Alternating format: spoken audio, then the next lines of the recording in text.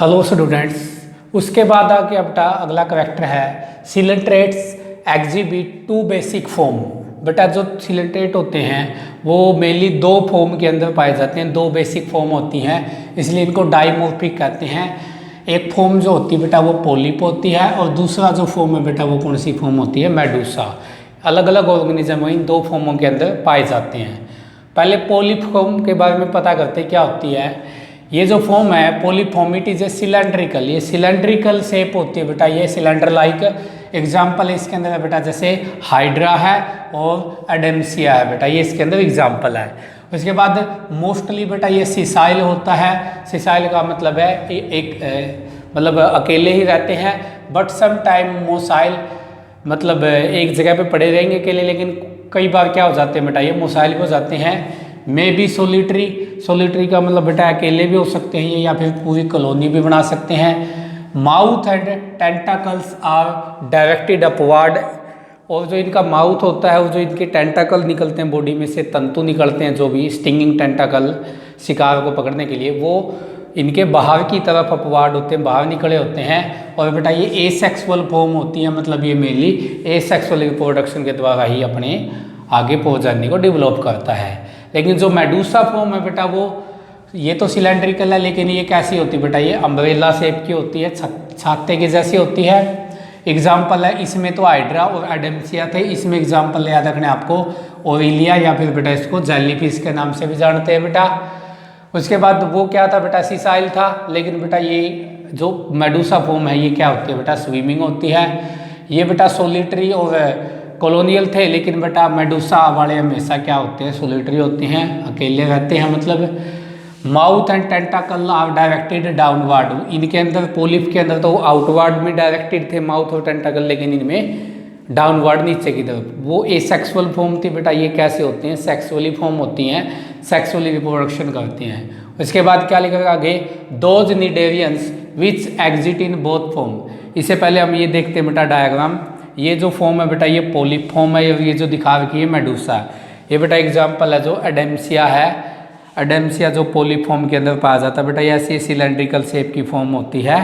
और ये जो दूसरा एग्जाम्पल है बेटा ओरिलिया दिखा रखा है, ये बेटा ऐसे मेडूसा की फॉर्म में होता है, ऐसे अम्ब्रेला टाइप से देखो इसकी ये शेप बन रही है, तो ये कौन सी फॉर्म है बेटा, ये मेडूसा फॉर्म है। उसके बाद बेटा those cnidarian which exit in both form, लेकिन कुछ निडेरियन या सिलेंट्रेट ऐसे होते हैं जो इन दोनों फॉर्म के अंदर पाए जाते हैं। इस तरीके की फॉर्म भी बनेगी उनके अंदर, और ये भी बनेगी मेडूसा वाली भी, पोलिप भी बनेगा, मेडूसा भी बनेगा। तो जिनके अंदर ये मिलती है दोनों form, exhibit alternation of generation, तो वहाँ पे अल्टरनेशन ऑफ जनरेशन का मतलब है पोलिप से मेडूसा, मेडूसा से पोलिप, ऐसे बनते रहेंगे। इसको हम क्या कहते हैं, मेटाजेनेसिस।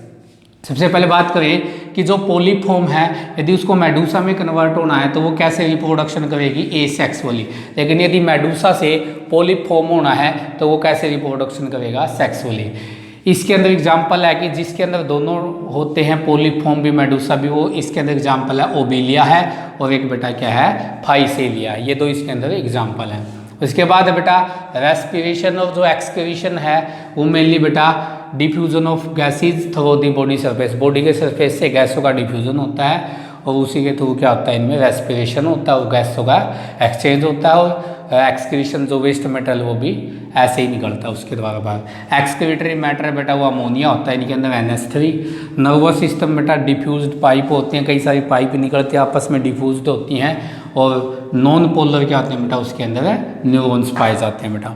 एग्जाम्पल है बेटा इसके अंदर फाइसेलिया है बेटा, फाइसेलिया को बेटा पोर्तुगीज मैन ऑफ वार कहते हैं। पोर्तुगीज मैन क्यों कहते हैं बेटा, क्योंकि जो फाइसेलिया की पोलिप फॉर्म होती है वो इस तरीके की दिखाई देती है कि जैसे कोई वारशिप होता है, जो समुद्र के अंदर वारशिप नहीं होते जो लड़ाई के दौरान यूज किए जाते हैं, जो जहाज होते हैं समुद्री, उनको वारशिप कहते हैं। तो बेटा इसको पोर्तुगीज मैन ऑफ वार कहते हैं। क्यों कहते हैं, क्योंकि इसकी पोलिप फॉर्म तो ऐसे वारशिप के समान दिखाई देती है, और उसके ऊपर से जो टेंटाकल निकलते हैं वो ऐसे एक आदमी की तरह दिखाई देते हैं, कि मैन की तरह दिखाई देते हैं, इसलिए इसको पोर्तुगीज मैन ऑफ वार कहते हैं। एडेम्सिया है बेटा दूसरा एग्जाम्पल, इसको सी एनीमोन कहते हैं बेटा, क्योंकि ये बहुत अट्रैक्टिव होता है।